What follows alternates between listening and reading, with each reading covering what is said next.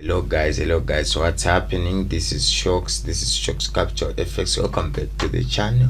If you are new here, consider subscribing so that you don't miss any videos from us. So today guys, we are going to be talking about the secrets of the demand and supply method of analyzing our charts. So this is not particularly a strategy, but it will help you refine your strategy.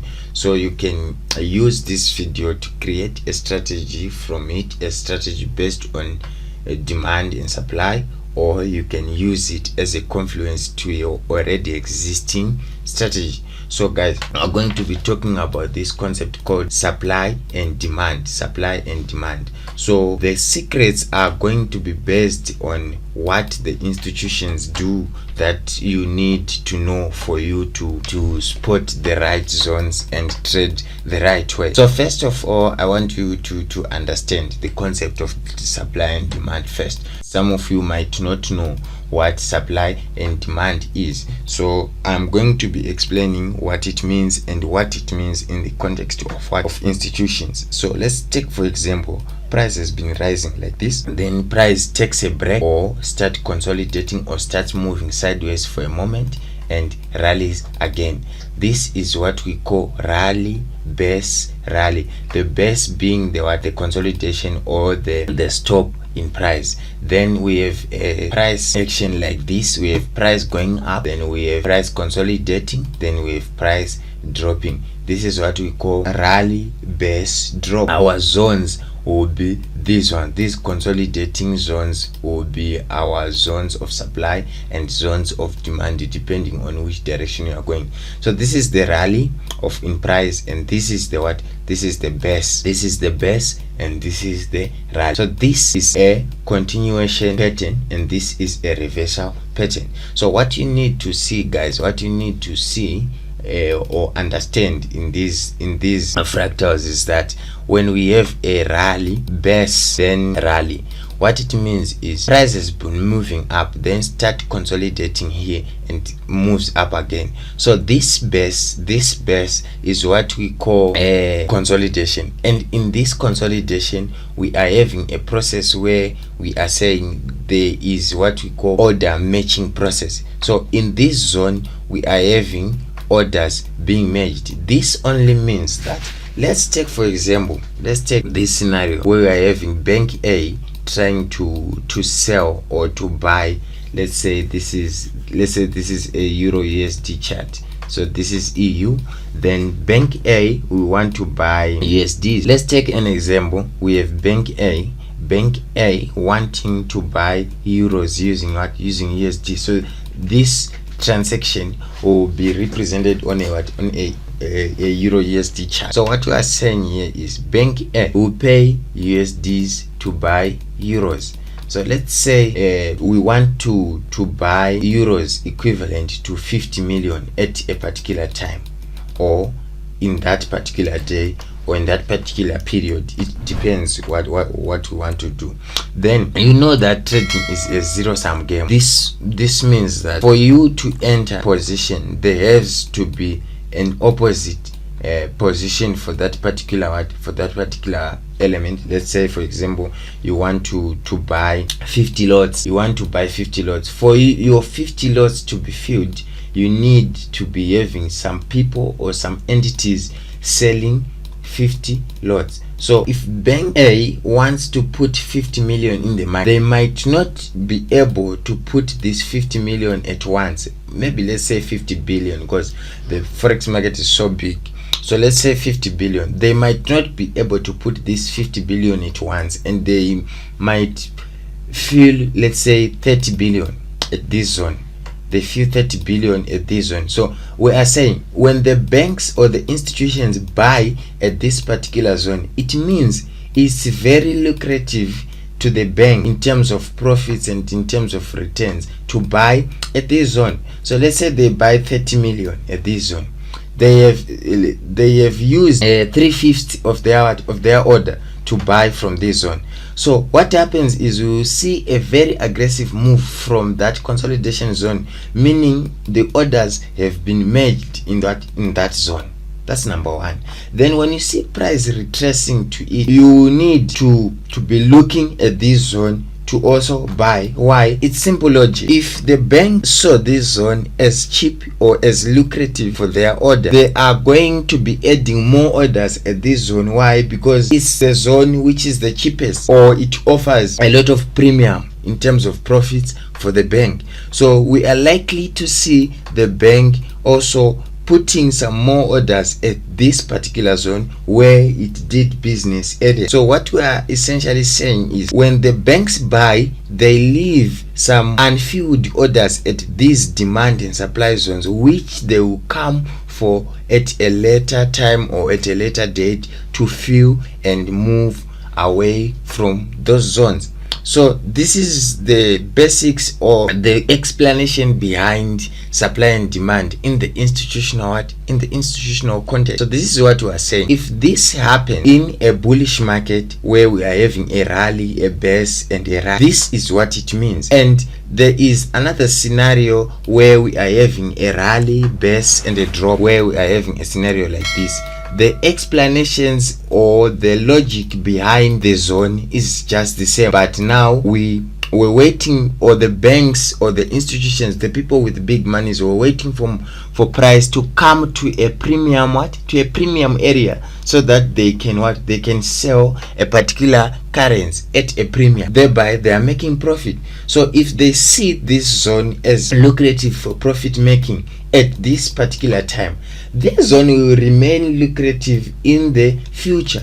So this is what we are saying. If this is our base and prices dropped from it aggressively like this, we are likely to see the banks coming back and filling their unfilled orders at this particular zone at a later time, again and again and again and again.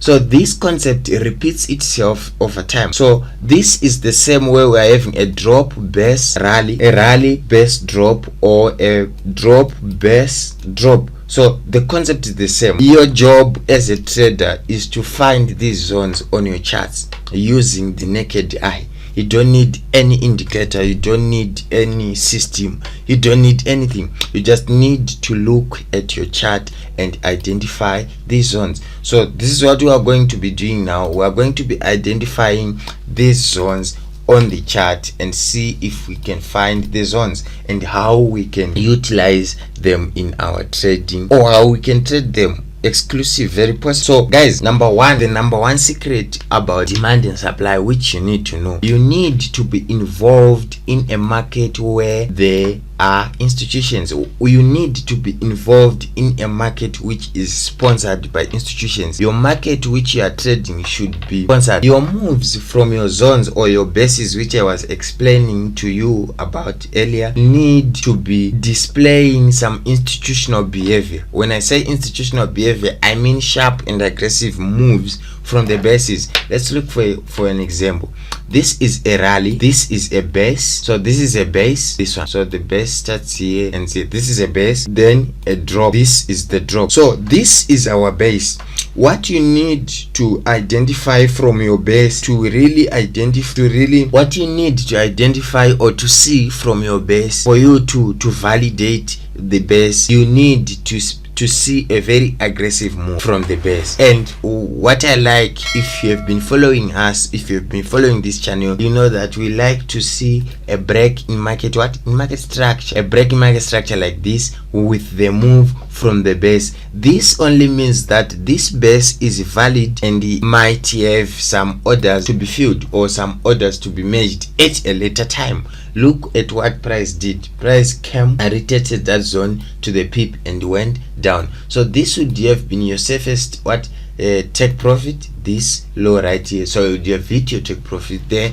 And let's look at another example. We have a rally, then a base, this is our base, and a drop. Then price came at a later date to our base. So what you'll be doing is you will be just extending your base in the future to see when price comes back what happens at that particular time. Let's look at another example. So this is EG, this Euro GBP, this one. So what you see here is a drop, base, rally. So the rally then breaks market structure, forming this engulf.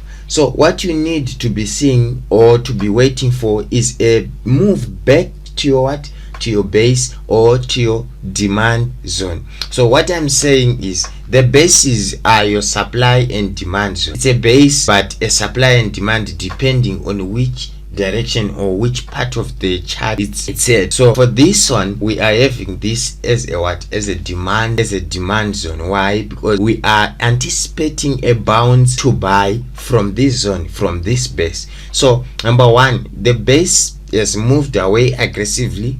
Number two, the base has broken market structure. Number three, when it comes back, you are in and your safest take profit is that high. Look at what it did to that high. This is what you are looking for as a trader. Let's look at another example. This is a rally and this is a base. This is the drop. So we have a rally, base, drop, and what you are looking for is a retest of this base in the future. Look at the move which you'd be catching. So this is demand and supply, and as you can see guys, we are not cherry picking this. This is seen on every chart. This is seen. Let's look at another chart, GBP CHF. You need to be identifying these zones instantly without any indicators, using your naked eye. This is a rally, this is a base, this is a drop, and your supply zone is this one. This is your supply zone. Price came, retested it, and went up. So this is how you are catching these zones. This is how you are catching these zones easily, like this. Let's look at another example. We have a drop, then we have a base. This is a base, then we have a rally. So this base was retested here and here. So this is what you are looking for. You're just waiting for a retest of your demand and supply zones and waiting for price to do the move. So number one, rally, base, drop. So what you need to see is a retest of your base. Look at the move. So the reason why I like this so much is because the moves from the bases is very aggressive. You don't have to sweat, or you are not waiting for price to go into profit after a big drawdown or after some crazy consolidations in the market. You are just getting in and getting out. This is what a lot of traders want. That's what I want. So this was very good. We have a rally, a base, a drop, then a move. Okay, let's look at another example. This was very good. We have a rally, a base. This is a continuation move, and a rally, base, rally. So we have rally, base, rally, like that. Then we have a move back to the what, to the base, then a continuation up. So this would have been your safest take profit, and this would have been your entry to this. Let's look at another example. We have a drop, a small pause, that's your base, then a drop and a move back to your what, to your base. This is what you are doing, guys. This is what you are doing, and this is what you need to be seeing if you trade demand and supply, or if you use it as a confluence to your existing strategy. So this is it: rally, base, drop, then a retracement, and this is your entry or your trade. So what you are waiting for is you are waiting for a retracement back to the what, to the zone, and a drop.